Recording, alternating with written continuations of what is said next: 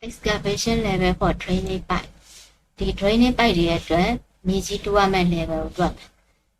drainage pipe တွေအတွက်မြေကြီးတူရမယ့် level ကိုတွက်မယ်ဆိုလို့ရှိရင်ဒီမှာသူက ground level ကို1884 ပေဆိုပြီးတော့ပေးထားတယ် ground level သတ်မှတ်တာတွေ top level တွေသတ်မှတ်တာတွေကရှိဗီဒီယိုမှာပြောခဲ့တယ်နော်အဲ့တော့ဒီမှာဆိုရင် ground level ဆိုရင်1884 ပေပေးထားတယ်ပိုက်ရဲ့ length ကပေ100ရှိမယ်ပိုက်ရဲ့ length ကပေ100ရှိမယ်ပိုက်ရဲ့ diameter ပိုက် size က18လက်မဆိုတပေခွဲရှိမယ်သူ့ရဲ့ slope က 1.4 is to 1ဆိုပြီးတော့ပေးထားတယ်ပြောချင်တာကတပေ 1.4 is to 1ဆိုတပေမှာ 1.4 inches တပေမှာ 1.4 inches တိုင်းသွားမယ်ဆိုပြီးတော့ပြောချင်တာ impact level က182 meter ဆိုပြီးတော့182 ပေဆိုပြီးတော့ပေးထားတယ်ဒီ impact level က182ကဘယ်လိုရလာလဲဆိုဒီမှာက ground level က1884ရှိတာ ground level က1884ရှိတာပိုက်ရဲ့ size ကတပေပိုက် diameter တပေခွဲဆိုတော့ဒီပုံမှန်နဲ့မြေကြီးဖုံးမှုပါတယ်ဗာလဲဆိုတော့2ပေလို့ယူဆပြီးတော့ impact level ကို1882ပေဆိုပြီးတော့ပေးထားတာပထမအဆင့်အနေနဲ့ slope ကိုရှာမယ်ဒီ slope 0.02 ဆိုတာဘယ်လိုရလာလဲ slope ကိုရှာမယ် slope ကိုလိုချင်က rise ကိုတီးပြီးတော့ run နဲ့စာ rise ဆိုတာက 1.4 ကိုပြောတာ run ဆိုတာက horizontal line သွားတဲ့ length ကိုပြောတာအဲ့တော့ rise ကလက်မနဲ့ဆိုတော့ run ကိုလည်း w ကိုလက်မဆိုတော့7ဖြစ်တယ်အဲ့တော့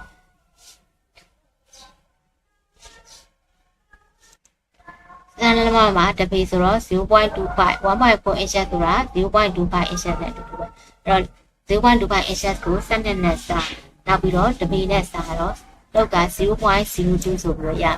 လောက်တန်ဖို့ 0.02 ရ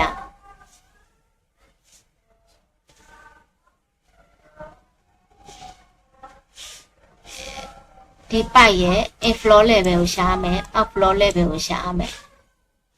တော့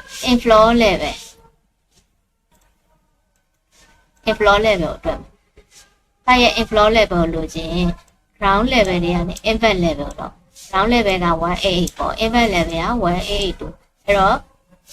အဲ့ဒီပိုက်ရဲ့ inflow level က2ပေရမယ်အဲ့တော့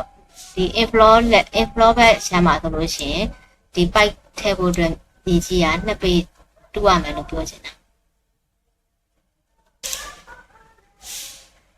နောက် outflow level အတွက် outflow level ကိုလိုချင်ကြတော့ slope နဲ့ distance တော့မြောက်ဒီ outflow level ဒီ outflow level လိုချင်ဒီ slope ရဲ့ distance ကိုပြောင်း slope က 0.0 ရှာခဲ့တာ slope တန်ဖိုးက 0.02 ရတယ် distance ဆိုတာကဒီ horizontal တိုင်းသွားတဲ့ length ကိုပြောနေတာဒီပိုက်ရဲ့ length ကိုပြောချင်တာပေ100ဆိုတော့ slope နဲ့ distance နဲ့မြောက်တော့2ပေရမယ်အဲ့တော့ outflow ရဲ့ impact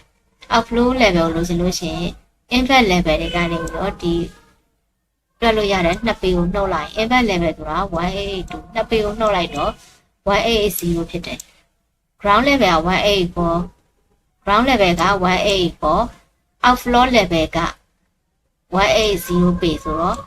အခုပေါင်းဒီ outflow level အတွက်မြေကြီးတူးရမယ်အနက်က4ပေဖြစ်သွားမယ်outflow ဘက်မှာ outflow side ဘက်မှာက4ပေတူရမယ် inflow side ဘက်မှာက2ပေတူရမယ်ဒီ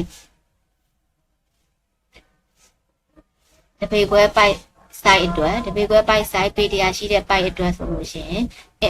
inflow level ဘက်မှာ2ပေတူရမယ် outflow level ဘက်မှာ4ပေတူရမယ်ပြီးတော့ဒီ midpoint ကိုရှာမယ်ဆိုလို့ရှိရင်midpoint ဆိုတော့စနာ total length ကပေ100ဆို midpoint ဆိုပေ50မှာရှိတဲ့ midpoint မှာရှိတဲ့